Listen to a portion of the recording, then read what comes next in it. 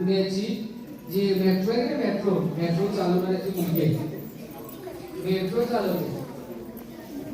शिक्षण क्षेत्रात बघितलं तर शिक्षण अधिकारी मॅडम आहे, त्यानंतर शिक्षण उपसंचालक मॅडम आहे, शिक्षिका आहे.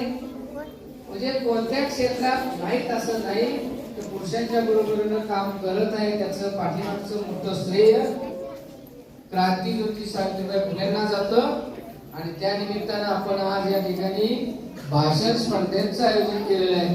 भाषण झाल्यावर मी माझं 4 शब्द संपवतो. जय हिंद, जय महाराष्ट्र.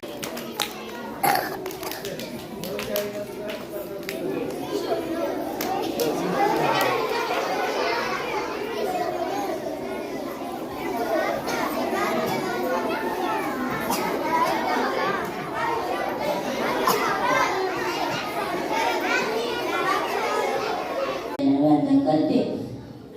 सावित्रीबाई फुले या भारताच्या पहिल्या शिक्षिका, मुख्याध्यापिका तसेच थोर समाज सुधारक होत्या.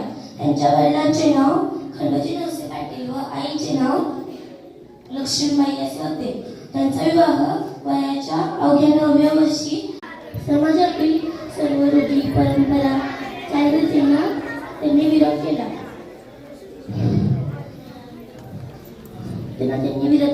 त्यांनी बालविवाह, सती प्रथा, केशवपण अशा चालीरीती नष्ट केल्या. त्यांनी स्त्रियांना साक्षर व निर्भर असा मोलाचा संदेश दिला.